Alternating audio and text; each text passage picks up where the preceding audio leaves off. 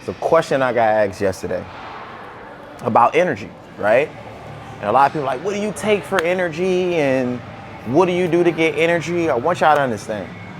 One of the best things you can do to get energy is 1, sleep, 2, eat clean, and 3 is train.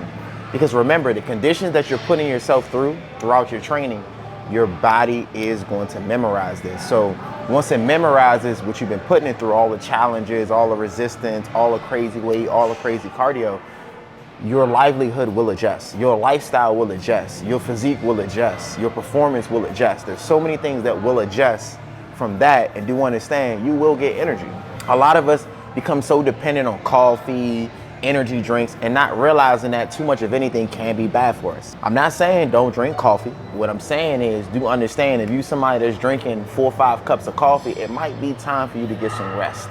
You're a little too dependent on coffee. If you haven't been incorporating some type of physical activity, now might be the chance, because once you start incorporating more physical activity, like I said, the body will adjust.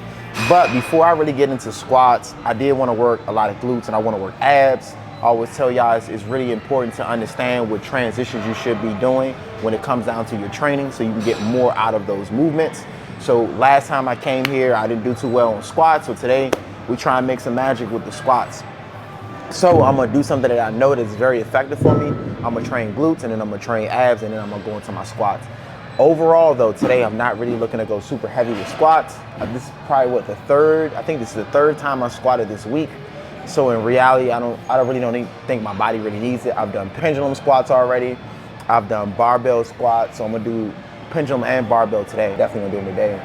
But I do want to show you a warm up that I use before I do go into my squats. And this is something that helps me get better stability, a better foot drive as well. So not just the drive itself, but better foot drive, better foot placement, better glute engagement. That's one thing I keep telling you all. Make sure your body is acclimated to being able to engage the glute. That way you don't have to worry about compensating or overworking that lower back. Because a lot of us don't realize we're starting to engage lower back because we can't engage the glutes. And like I told you before, you've seen the video, or if you haven't seen the video, make sure you start using resistance bands before you start going into your squat. So the first 2-3 sets, put resistance bands around your calves and you'll see a dramatic difference.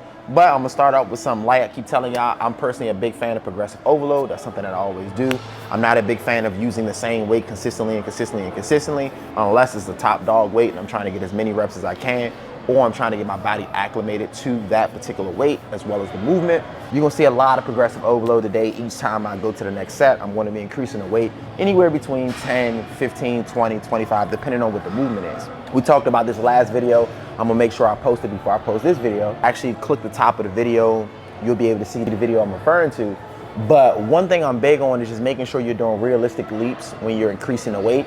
Like I told you all before, not everybody can go up 45 plates when they go into squats. So if you're someone that wants to get and improve more in your squats, it's okay with going up 5, 10, 15, 20 in order to get more out of the range of motion, the depth, the movement itself, and then having the body load the weight. So do understand, do small leaps, 5, 10, 15, 20, 25. If the body can handle 45, that's cool.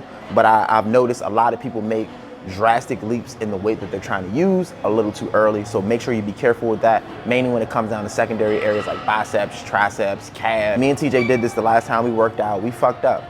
We went up freaking 30 pounds on the dumbbells, and we should have just went up about 5, 10 pound leaps, because like I said, secondary areas, you don't want to drastically jump up 30, 40, 50 pounds.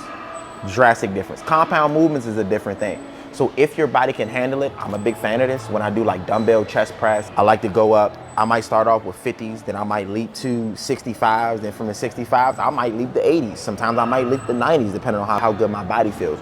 But this is another reason why I want you to actually test lighter weight to see how your body feels, so that when you go up with the heavier weight, you already know how your body's gonna respond to it. Make sure you're not doing drastic leaps when it comes down to your secondary areas. Very important to understand. Compound areas, like I said, you can get away with that. You see it on leg press all the time.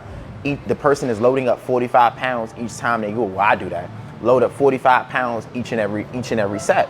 But like I said, legs is a compound movement, so it can handle that. You know what I mean? Well, if your legs can handle that, my legs can personally handle that, because I train like that. And then remember, consistency is gonna come from what you're consistent in when it comes down to your training. Remember this. Consistency is going to come from what you're consistent in when it comes down to your training.